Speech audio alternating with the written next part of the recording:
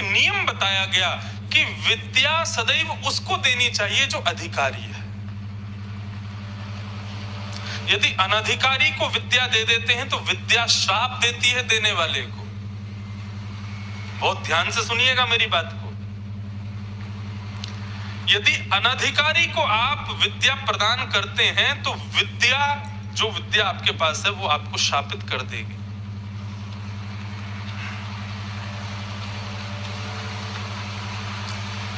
कविराज कालिदास,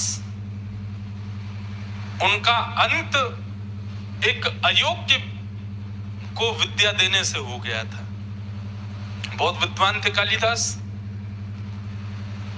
उनकी विद्या की पराकाष्ठा अतिश्रेष्ठ, लेकिन काली के बड़े भक्त थे। तो एक बार उन्होंने, जैसे लोग भगवान श्री कृष्ण के अंग प्रत्यंगों का अपने अपने पदों में अपने ग्रंथ में करते हैं, ऐसे कालिदास ने काली के अंग का वर्णन किया। तो कालिदास से एक अपराध हो गया। अब इसको अपराध नहीं कहेंगे, क्योंकि बड़े जन जो कुछ भी करते हैं वो हमको शिक्षा देने के लिए करते हैं, भले उससे उनका अनित हो जाए। कालिदास से क्या हो गया कि उन्होंने काली के रूप का वर्णन किया, तो काली तो मां है, उनके रूप का वर्णन किया, भुजाओं का वर्णन किया, पैरों का वर्णन किया, सब ठीक था, लेकिन काली की जंघा का वर्णन कर दिया, जो कि अपराध है। वो मां है, आप मां के अंग प्रत्यंगों का वर्णन नहीं कर सकते, वो वर्णन योग्य नहीं है। लेकिन कालिदास के मन में ये विकार नहीं था, पढ़ने वालों में तो विकार है। कालिदास ने वर्णन कर दिया, पढ़ने वालों ने उस पर ऑब्जेक्शन कर दिया, बोले कि काली की जंघा का वर्णन कर रहे हैं।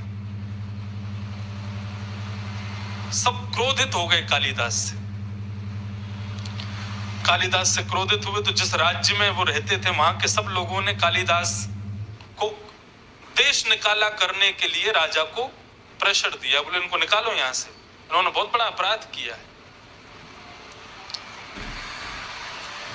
राजा कालिदास के शिष्य थे, लेकिन फिर भी एक राज्य पदवी पर होने के कारण प्रजा की सुनना उनका अधिकार था। उन्होंने कालिदास को निकाल दिया। कालिदास दूर नगर में कहीं रहने लगे। बहुत समय बीत जाने के बाद में एक दिन राजा का मन बड़ा व्यथित हो गया, व्याकुल हो गया। मन में सोचने लगा, मेरे गुरुदेव ने इतने अच्छे अच्छे काम किए, हमने केवल एक अपराध के पीछे सब छोड़ दिया। उन्होंने एक अपराध किया और हमने उनकी सारी कृपाओं को भूल गए। बहुत बड़ी गलती हो गई, उनको देश से निकाल के मैंने बहुत बड़ा अपराध कर दिया, मेरे गुरुदेव को वापस लाओ। खोजने लगे तो कालिदास मिले नहीं। तब राजा विद्वान था, कालिदास का शिष्य था, तो राजा ने एक श्लोक लिखा और वो श्लोक आधा लिखा और कहा कि भाई जो इसको पूर्ण कर देगा मैं उसको 100 सोने की मोहर दूंगा। क्योंकि राजा जानता था सिवाय कालिदास के इसको पूरा कोई नहीं कर सकता। श्लोक क्या था? कमलेत कमलोत्पत्ति श्रूयते न तु दृश्यते। आधा श्लोक, कमल से कमल उत्पन्न होता है, ये केवल सुना गया है, देखा कभी नहीं गया। कमल में और कमल उत्पन्न हो जाए ऐसा केवल सुना जाता है, देखा तो कभी नहीं। आधा लिख करके आधा छोड़ दिया, नीचे लिख दिया जो पूरा करेगा 100 सोने की मोहर। पूरे नगर में उसके बोर्ड लगवा दिए, जो पूरा करेगा 100 सोने की मोहर।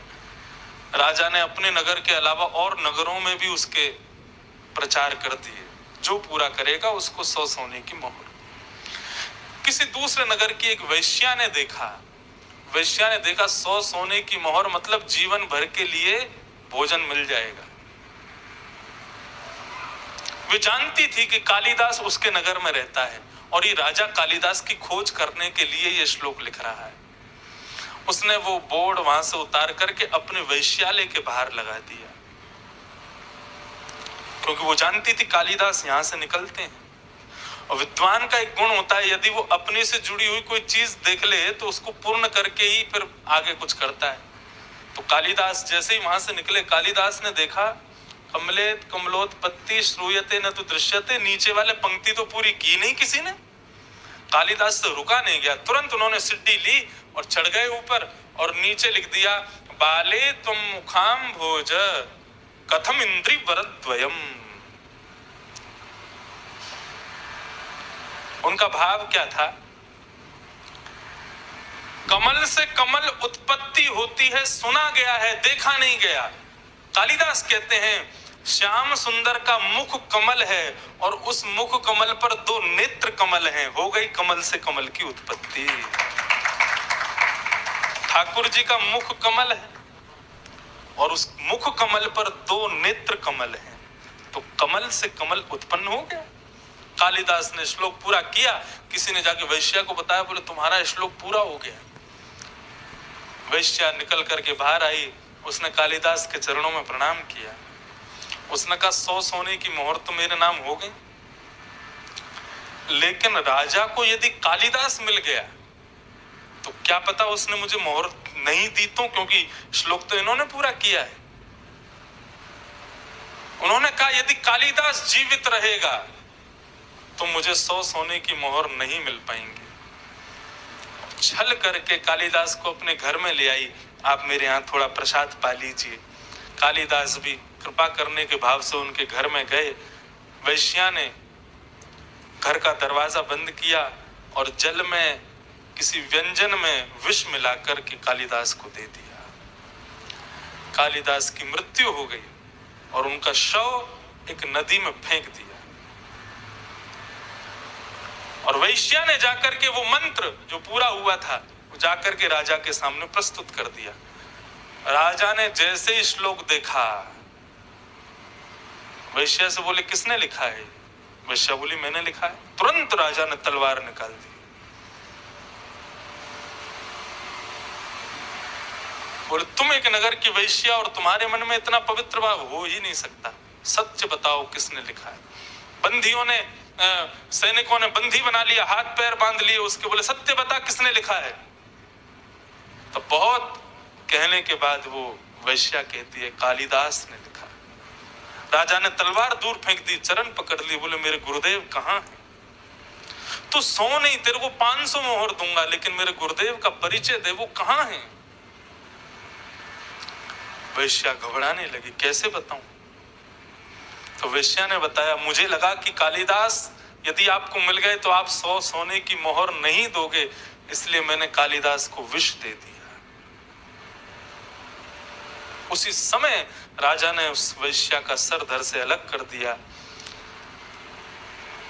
कालिदास के शव को खुजवा करके उनका अंतिम संस्कार किया।